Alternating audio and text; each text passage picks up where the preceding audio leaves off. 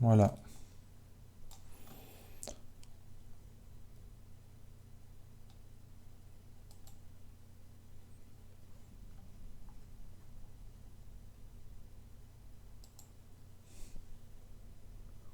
Je reviens dans 5 minutes s'il y a des questions. Bah, vous pouvez parler entre vous aussi, comme si vous êtes en classe, hein. Tout Ça de va. suite. Ça marche.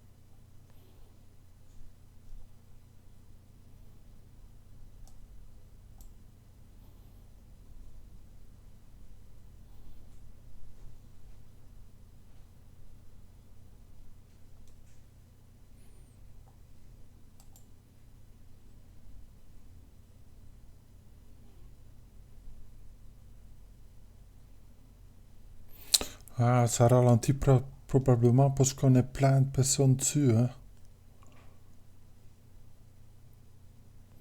Moi, j'ai la même chose, moi aussi. C'est lent chez vous aussi? Mhm. Ouais. Ok, bah j'éviterai de le faire alors. Faire comme le premier exercice et prendre trois animations. Oui, et à vous de prendre, si vous voulez, un défi ou pas, hein.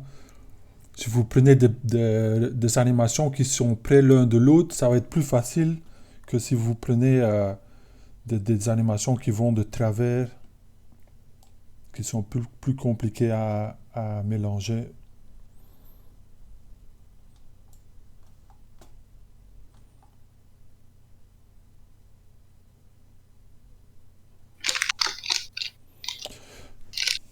Ben, vous me faites signe si tout le monde a choisi ces animes.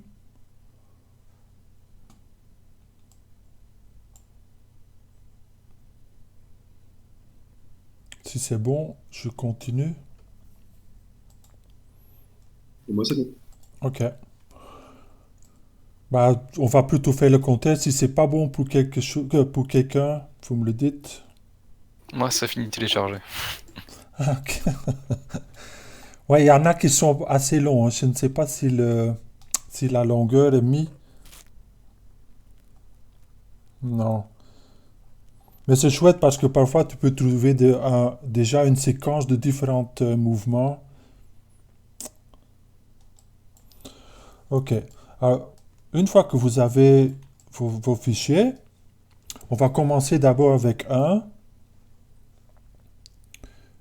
Oui, et je crois que je vous l'ai déjà dit, mais première chose à faire, c'est enlever auto-update layout, parce que sinon, les layouts de base vont être écrasés. Alors, Euh, Comment on fait pour les importer encore? euh, le format, bon, ça c'est un peu, il a, il s'est mis en plein écran là.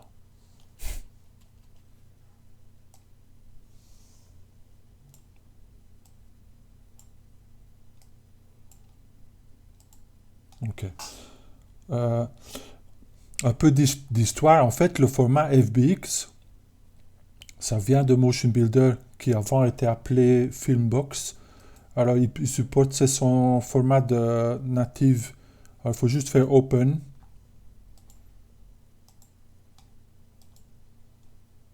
Là, vous pouvez tout laisser comme d'hab. Allez, pas default. Et vous allez voir qu'ici, on a les deux. On a encore les données optiques, c'est-à-dire, c'est de la preuve que ici, ça a été capturé par un système optique. Et on n'est pas encore vraiment rentré là-dedans, mais pour ce qui est motion capture, il y a différents systèmes. Et surtout avec la réalité virtuelle maintenant, il y a plein d'autres, de nouvelles façons de capturer le mouvement qui se rajoutent. Et par exemple, le format optique, ça vous connaissez peut-être le format que vous connaissez le mieux, c'est le fameux système avec des... Avant c'était boule de ping-pong parce qu'il fallait une taille assez grande, 3-4 cm. Mais maintenant, ils ont des marqueurs qui sont beaucoup plus petits aussi, hein. Mais l'idée, c'est de marquer les différents joints. Ici, c'est un système assez simple parce que si on regarde ici, il y a en plus grande partie un, un marqueur ou une boule, ça s'appelle un marqueur, ou dans les systèmes plus complexes, il y aura plusieurs boules par joint. Par exemple, ici, c'est peut-être un système Vicon où il va y avoir plusieurs éléments pour définir l'emplacement d'un joint dans le corps. Ça, c'est les systèmes optiques et c'est les systèmes les plus précis, mais aussi les plus chers. Par exemple, euh, vous voyez ici dans le fond les caméras. qu'il n'y a pas aussi des tenues complètes avec des détections de mouvement intégrées? Ou il Oui, n'y a pas ça, du tout?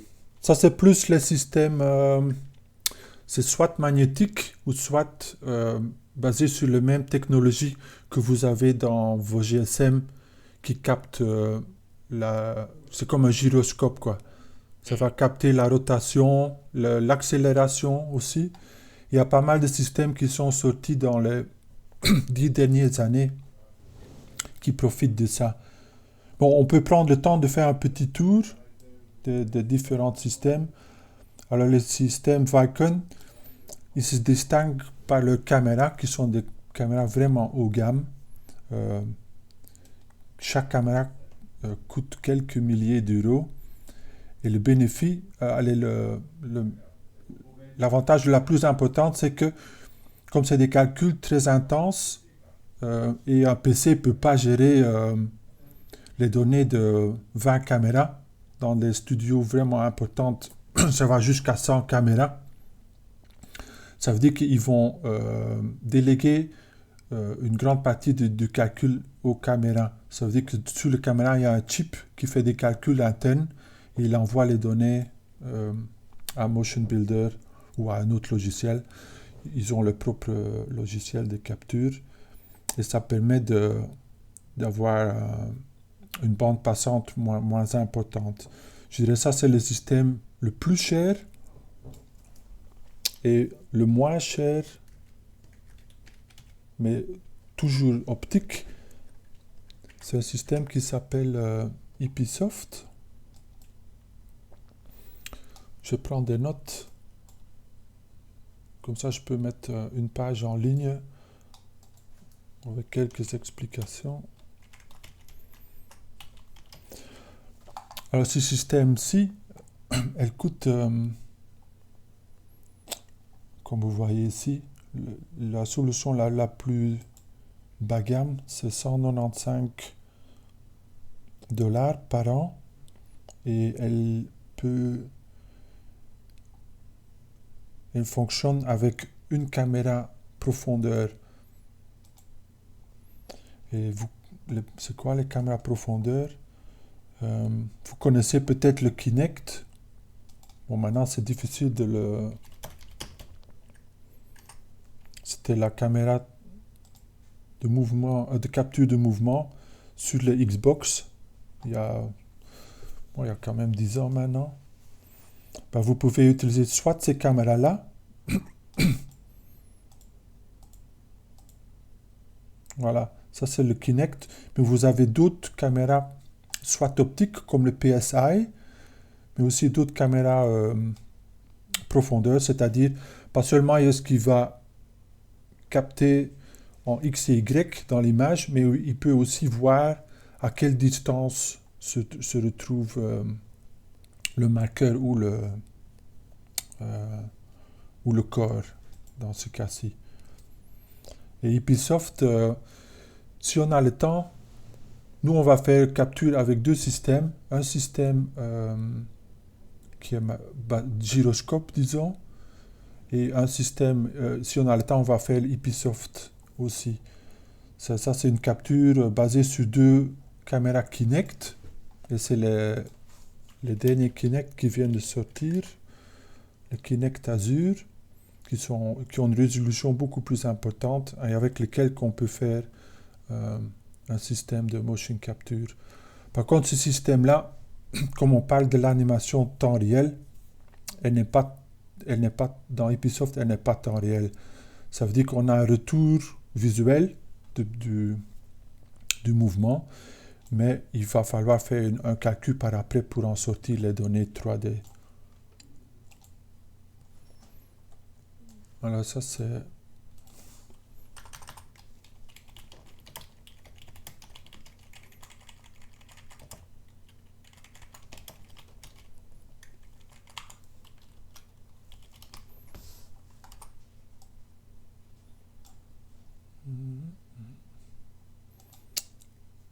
Tools.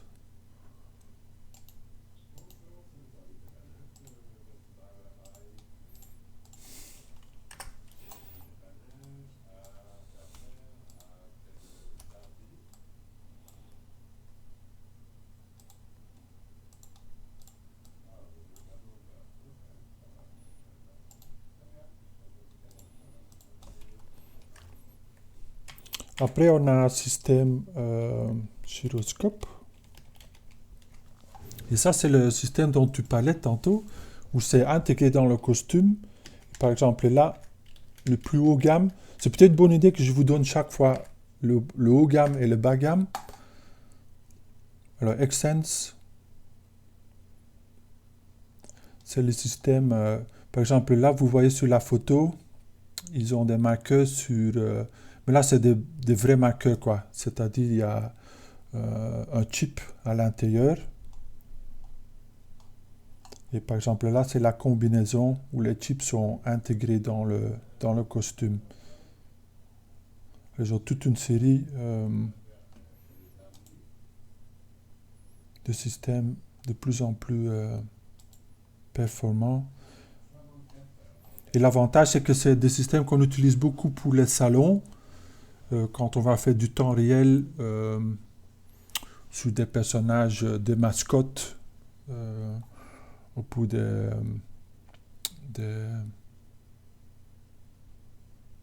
présentations. Et ils ont comme avantage qu'il y a une distance illimitée, c'est-à-dire la personne elle peut se balader dans une salle de conférence qui est 50 mètres de long et les données vont continuer à capter. Ce qui Si est... vous voulez, je vous ai mis une vidéo où j'ai vu cette combinaison. Ok. Dans notre chatroom. Attends.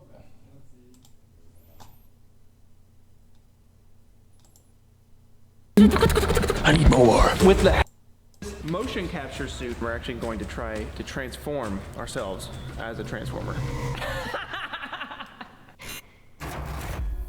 Oui, ça c'est la When I was a kid, Xsense. I loved Transformers. I dreamed of transforming my body into a vehicle so I could roll away from all of my problems, just like Optimus. Half the kids in the playground were over there, going down the swing. The other half were digging a hole. I was in the corner trying to contort my body in different positions to maybe just turn. Vous arrivez à suivre le vidéo ou c'est saccadé T'as pas le son? Ah, il n'y a pas le son? Non.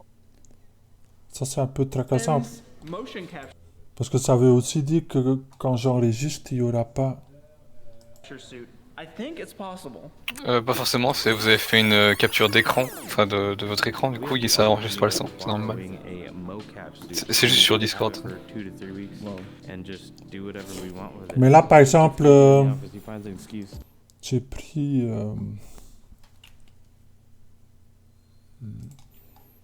Voilà, j'ai pris mon microphone, comme ça on m'entend.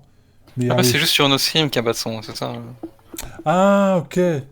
Ça passe pas dans Discord quand je partage. Quand vous faites un stream d'écran, il n'y a pas de son, mais C'est quand ça. vous faites un stream d'application, il y a le son. Mais il C'est faut ça. changer à chaque fois du coup. C'est ça. Bon, on fera ça en son, hein. Mais par exemple, là, vous voyez le costume qui est intégré avec des tirettes. Comme ça, tout reste sur place. Les câbles sont cachés.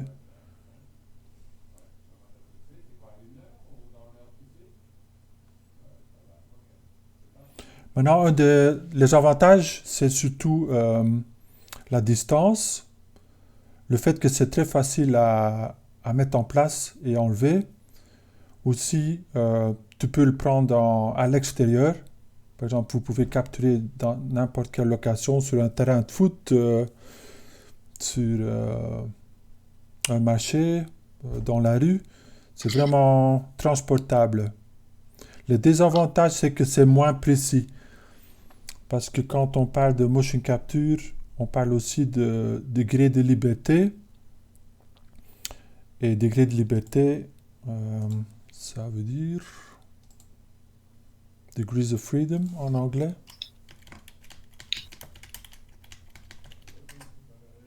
Bon, c'est un peu de théorie, mais c'est quand même bien pour s'orienter un petit peu.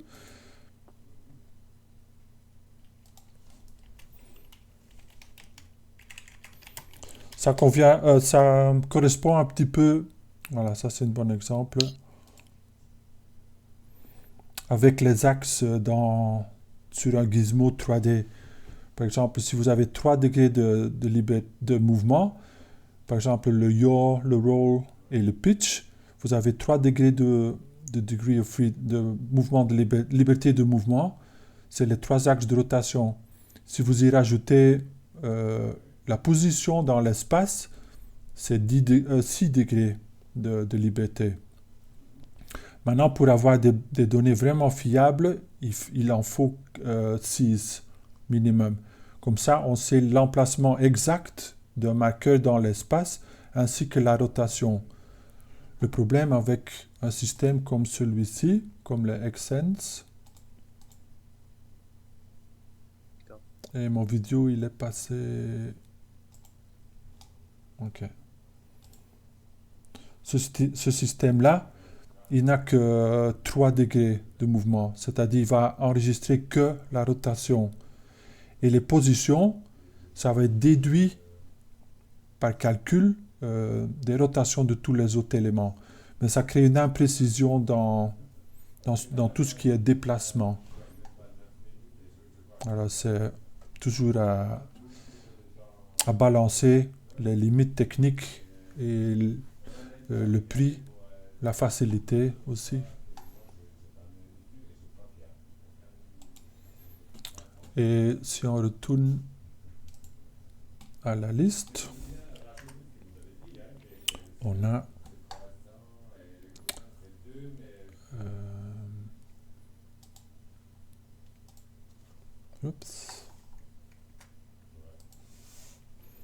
le XSense et le bas gamme, c'est Neuron Mocap et aussi comment ça s'appelle encore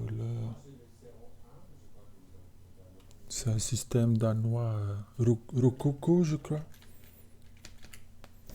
Et c'est le système que nous, on va utiliser, le Neuron Mocap. C'est ce qu'on va utiliser pour nos captures. Ça va être probablement le mois prochain, si tout va bien.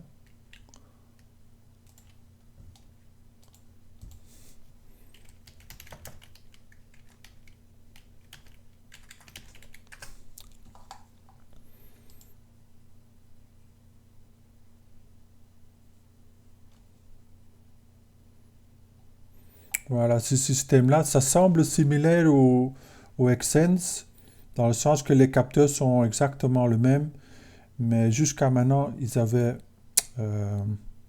plutôt un équipement avec des bandes adhésives au velcro, mais depuis peu, maintenant, on peut aussi acheter la solution intégrée dans le costume. Et ce système-là, il est entre où le XSense coûte 10, 15, 20 000 euros. Ici, on parle plus de 3, 4 000 euros. Je crois qu'ils ont rajouté aussi une version Pro avec des capteurs plus solides. Et le Rococo est très similaire.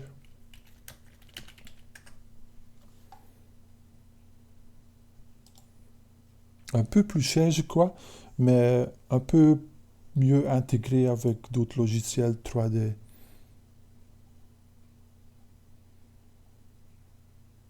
Et ce système-là permet aussi de capturer une caméra au même temps que les performances. Voilà, là les prix. Ça, c'est depuis très peu qu'ils ont rajouté un système pour les mains, pour capturer des gants. Mais ça, c'est plutôt un système fibre optique. Alors, pour le corps, c'est le système gyroscope. Et pour la main, c'est des fibres optiques où on va mesurer comment chaque fibre va plier. Et la valeur va être mappée sur la squelette.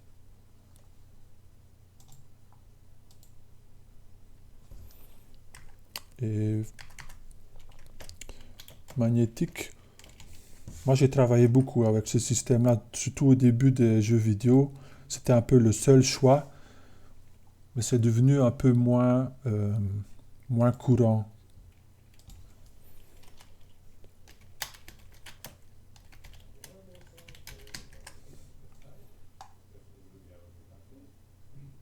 Et c'est encore utilisé, mais surtout dans tout ce qui est capture plus dans le monde médical.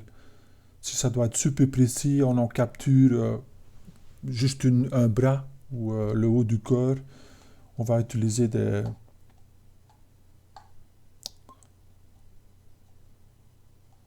Là, c'est un mélange de tout. Hein.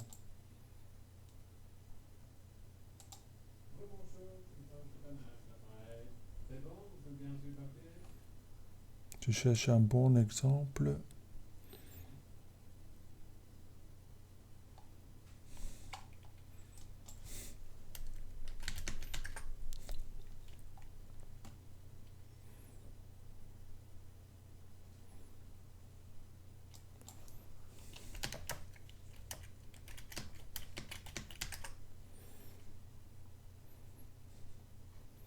Voilà.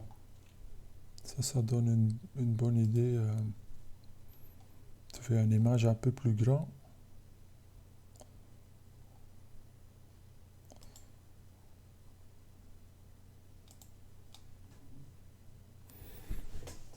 C'est tous des images super petites. Hein. Bon, en fait, ça marche avec, ici par exemple, le système Motion Tracking. Je ne sais pas si vous arrivez à voir.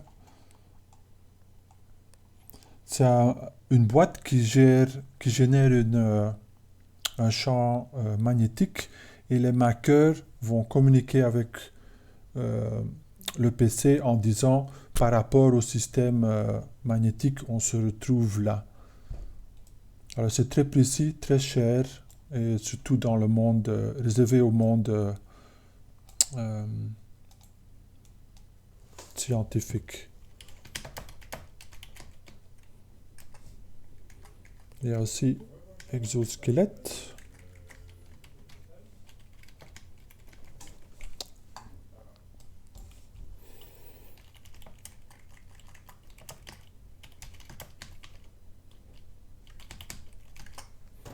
Là, c'est en français, mais ça passe quand même. Et là, c'est carrément un système qu'on va mettre en dehors du corps. C'est-à-dire, c'est comme si, un petit peu comme les crabes, tu vois, où il y a une carapace, ben, les capteurs vont se greffer sur le corps comme une carapace. Ils vont mesurer d'une façon mécanique les mouvements de chaque membre. C'est assez... La qualité n'est pas super hein, avec ce système-là. Mais par contre, c'est plutôt robuste. C'est très facile à mettre en place aussi, mais moins utilisé. Et finalement, il y a tout ce qui est VR. Je ne sais pas s'il y en a qui s'intéressent au VR ou qui en ont chez eux. Moi, ça m'intéresse. Parce que sur le sujet, j'avais laissé un petit info. Oui, j'ai vu ça pour un stage ou je sais Ouais, plus le stage. exactement. Ouais, voilà. Ouais, il y a les deux, dans le sens que j'ai mis un lien vers un événement qui se passe la semaine. 22, Ouais, ouais. Ça s'appelait autrement avant, hein, mais Médiacité, c'est quoi encore Liège? Virtual Liège, quelque chose comme ça. Ah oui, c'est à l'étage. Voilà, Liège Virtual Week. Et ça donne, si ça vous intéresse, bah, je vous suggère d'y passer. C'est toute la semaine. Bon, c'est un petit peu à court délai. Ouais, c'est déjà la semaine prochaine. Du lundi jusqu'au samedi. Meilleur moment pour y aller. Vous pouvez y aller? Avant, ça s'appelait Stéréopsia et ça s'organisait à Bruxelles. Et ben maintenant, il y a un événement similaire qui s'organise ici à Liège. Et ça donne un bon survol de ce qui se passe dans le monde réalité virtuelle en Belgique. Mais il y a aussi des présentations internationales sur différents aspects de la réalité virtuelle. Et je crois que tout est gratuit. Hein.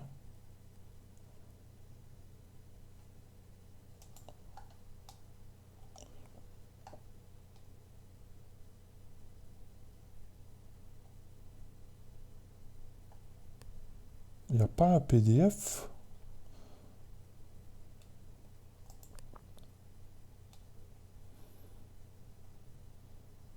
Tout le monde sait où c'est, oui? Médiacité. Ouais. Ok. Ouais. Voilà. Et pour la réalité virtuelle, on a aussi l'année dernière, il y avait Jamel qui était en troisième qui a fait notre stage chez nous et ça s'est très bien passé. Cette année-ci, on compte prendre une personne, peut-être deux, et pour mettre votre candidature, je crois que j'ai mis en ligne le PDF ou le document Word. Ah non, j'allais le faire. Attends, je vous le cherche.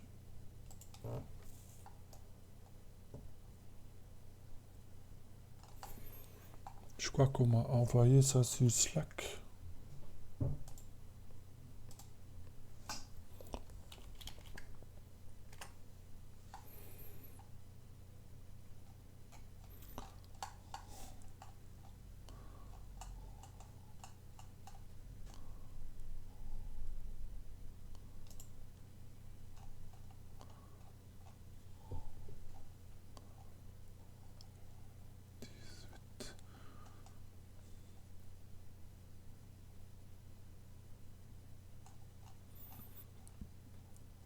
Slack, c'est bien pratique, mais pour aller chercher quelque chose dans le passé,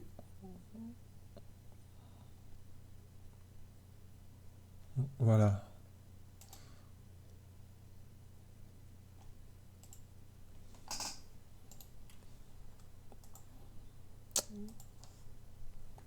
Alors, je peux vous le mettre dans...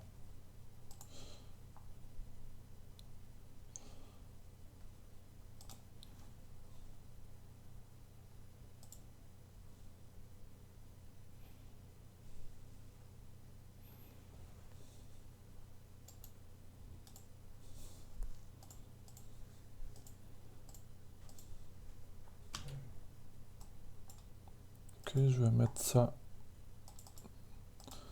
déjà là.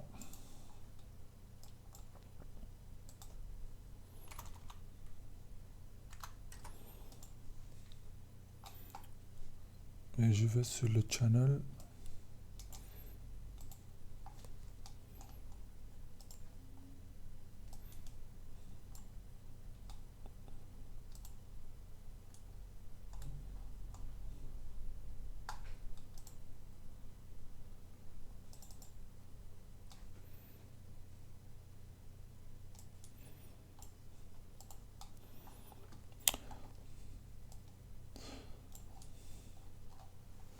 Alors, c'est une équipe qui se spécialise, c'est basé à Serein, il se spécialise dans les simulations médicales et aussi des simulations de urgence de secours, c'est-à-dire tout ce qui est intervention dans le cas d'un attentat ou un grave accident. On va simuler ça pour aider la prise de décision, pour que les gens s'habituent au protocole aussi. Et on a fait une petite série de simulations où on va par exemple mettre le patient en mode PLS, c'est-à-dire où on va dégager pour qu'il puisse respirer, aussi le massage cardiaque, ainsi que le triage de victimes. Alors c'est du serious game, c'est-à-dire on va essayer de présenter l'information et les choses à faire d'une façon ludique et éducative. Alors le stage, comme il s'est mis ici, ça va être travaillé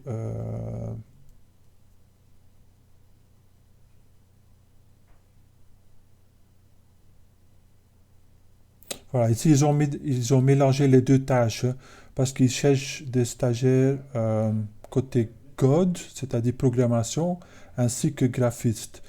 Alors là, normalement, l'année dernière, c'était un graphiste et 2 ou 3 codeurs. Et je crois que cette fois-ci, ça va être 3 ou 4 codeurs et 1 à 2 graphistes. Alors si ça vous intéresse, contactez Stéphane, c'est le manager du projet, et il va vous rajouter à la liste, regardez toutes vos applications, et on va vous confirmer si vous êtes repris dans l'équipe de stagiaires.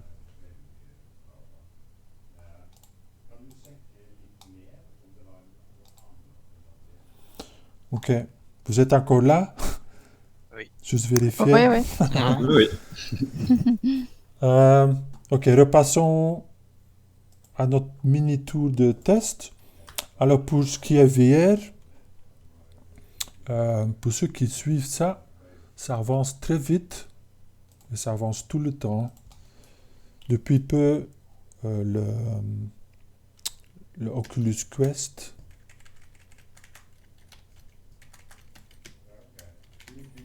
bon, tous les systèmes de VR, je vais mettre d'abord le tracking.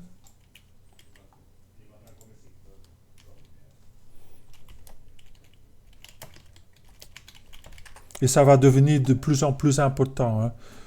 L'animation temps réel où on donne aussi les moyens d'animer à l'utilisateur qui va donner vie à son personnage, ça va devenir de plus en plus le norme, hein. Alors, qu'est-ce qui existe en VR? Bah, tout ce qui se vend.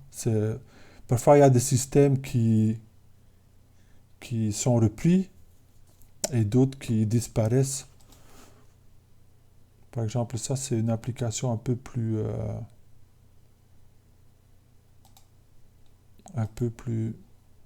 exotique, disons, pour pouvoir se déplacer dans l'espace, mais en espace réduit.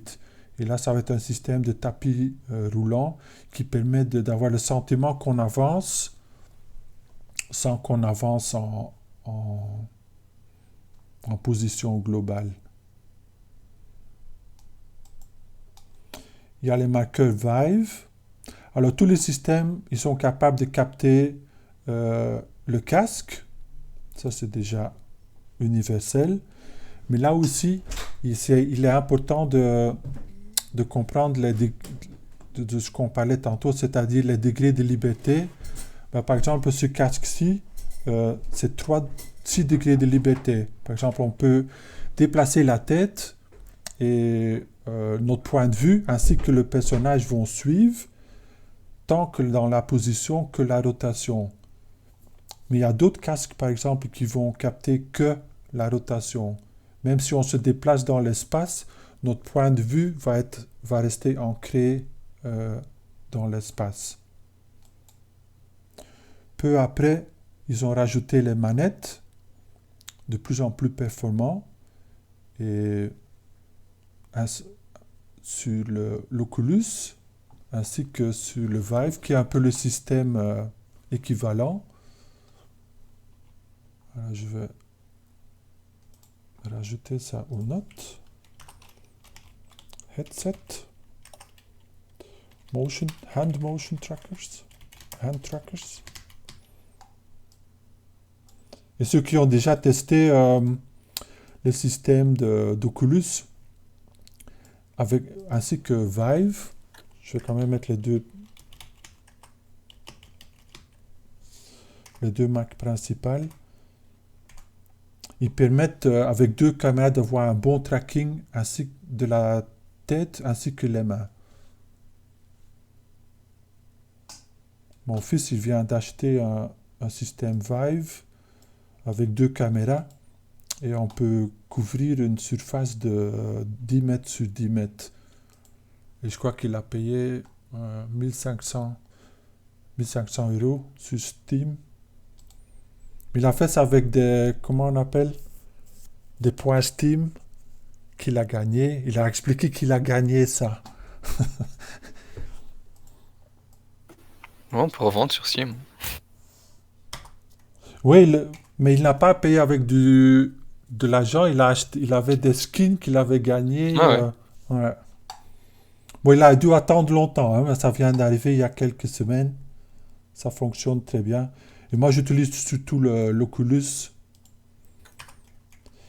Et il faut dire que depuis récemment,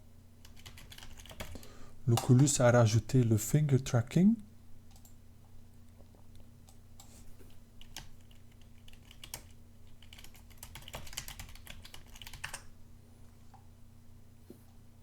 Et là, c'est complètement sans hardware.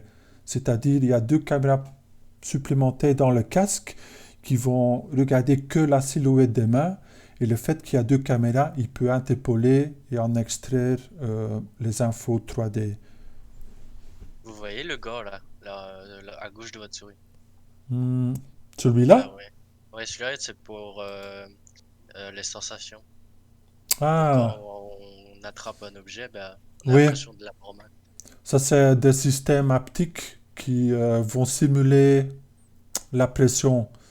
Mais ne me demande pas le prix, ça va pas te... Je crois que c'est pas encore en vente, je crois. Ah. Mais c'est vrai, ça devient de plus en plus compliqué, hein. Elle est complexe. On est passé, je sais pas s'il y en a déjà qui sont passés chez Devex, chez Mediacité aussi.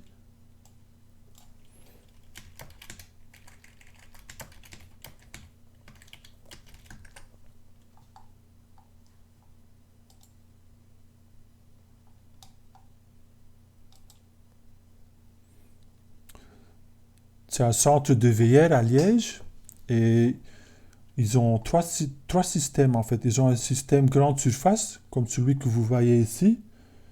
Et là, c'est des casques à droit degré de liberté, c'est-à-dire ils vont capter la rotation de la tête. Il y a les manettes qui vont capter le mouvement des mains. Et il y a un système au-dessus dans le plafond qui va capter la position des différents participants. Et ça peut aller à 10 personnes et la surface c'est 25 sur 25 mètres. C'est déjà un fameux espace. Ils ont un deuxième système à l'intérieur et là c'est le calcul se fait sur un portable qui est dans un sac à dos. On a une arme en main qui est traquée en mouvement avec des caméras optiques au-dessus des participants. Et la tête, bien sûr, de nouveau, elle est captée par le casque. Et c'est bien de commencer à comprendre comment on va traquer différents éléments du mouvement de quelqu'un. Par exemple, il n'y a pas de tracking de doigts sur ce système-là. Et un troisième système. Il n'y a pas des entreprises qui refont leur décor, mais en vrai. Je crois que j'ai vu ça. Oui, il y a une société à Charleroi ou à Mons, je crois, qui font des jeux spécifiquement pour des centres de VR comme celle-ci. Et on a un stagiaire qui a été repris par après chez nous, qui travaille à mi-temps chez eux. C'est une industrie qui est en train de grandir. Hein. Ça, c'est le troisième système. Ça, c'est des petits mini-espaces individuels où on va interagir un petit peu comme chez soi, sauf qu'on peut mettre 2 ou 3 personnes dans la même expérience. Mais si ça vous intéresse et vous êtes au Mediacité pour le festival, bah autant jeter un coup d'œil à Devex, c'est au premier étage. Et pour 25 €, vous pouvez faire le tour. Je crois que c'est 2 fois une demi-heure sur chaque système, c'est 25 €. Si vous êtes à plusieurs, c'est moins cher. Alors, si vous vous organisez entre vous, je crois que ça peut descendre jusqu'à 20 par personne.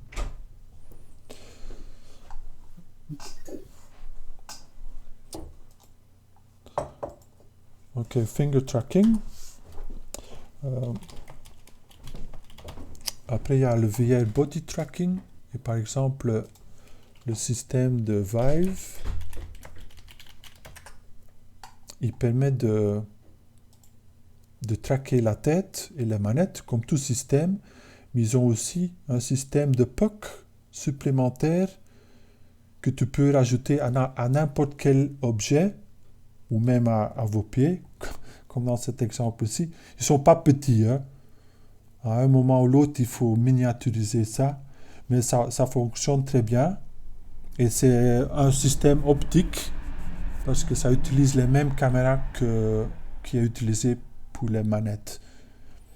Ça veut dire qu'avec un système d'un casque, de hanches et 2 pour la tête, on peut capturer avec 5 capteurs le corps complet. 6 en fait, parce que si on compte la tête.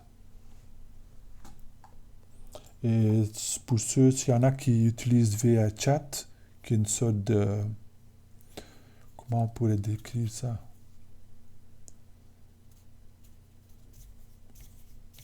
C'est comme des groupes de chat, mais en VR. Et là aussi, c'est supporté par le système Vive. Ça veut dire que quand vous vous baladez avec votre avatar dans les différents univers, vous pouvez bouger tout le corps.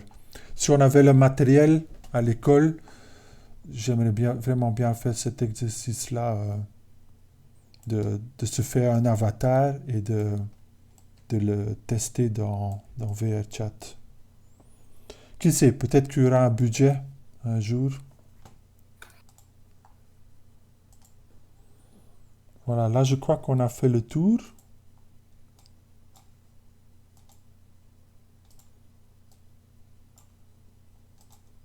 C'est un petit côté OCD, hein. Je suis en train de formater mon texte. Voilà. Alors, pour retourner à notre exercice, voilà, c'est pour ça qu'on est passé sur ce sujet-là. Ici, quand vous regardez dans l'écran, vous allez voir que il y a aussi les données optiques qui sont dans le format FBX. Ça veut dire qu'on a l'information sur la squelette. Alors, si je le sélectionne, on peut voir qu'il y a des données. Et là, c'est des données de rotation. En translation, il n'y a rien. Il n'y a que de la translation sur les hanches, parce que c'est sur les hanches qui va se déplacer dans l'espace. Mais il faut choisir les hips. Voilà. La seule donnée de position, c'est sur les hanches. Parce que c'est un format hiérarchique. C'est-à-dire, le spine est parent des hips. Ça veut dire que si les hanches bougent, la colonne, elle va suivre. C'est logique, quoi. Par contre, les petits marqueurs rouges, si on regarde ça, c'est les mêmes données que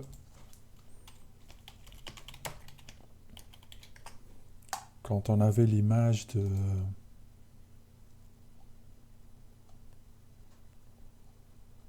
Voilà, par exemple, ici, pour chaque capteur, il y a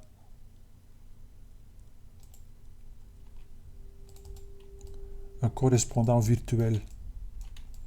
Et si on regarde là, il y a les données de position et pas de rotation. C'est-à-dire, on va avoir la position de tous ces marqueurs.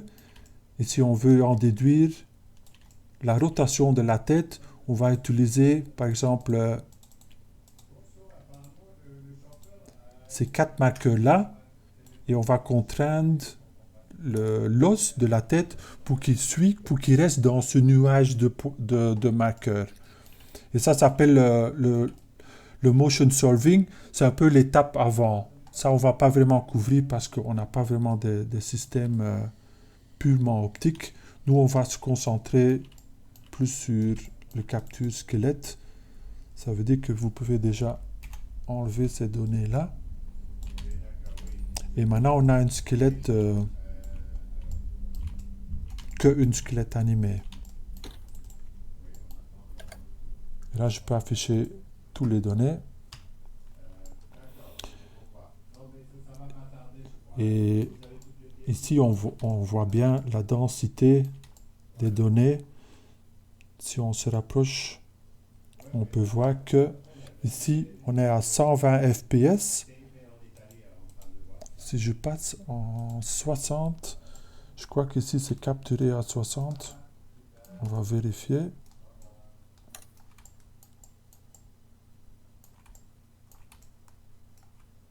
« 534 à 535, mais on a quand même encore un intervalle, un keyframe entre les deux. Ça veut dire que ça a été capturé à 120. Ça veut dire que c'est haute qualité déjà. Hein. Ça a une fréquence très haute. Ça veut dire qu'il y aura plein de détails. Et maintenant, les étapes suivantes, quand on va avoir un mouvement qu'on va retravailler, c'est toujours le défi est toujours de garder ce détail. Par exemple, quand on va filtrer le mouvement avec les différents filtres qui sont présents dans Motion Builder, on va faire ça d'une façon sans perdre ça s'appelle le grain du mouvement. C'est un peu comme travailler le bois. On veut garder ce mini détail parce que c'est ça qui fait caractéristique du motion capture.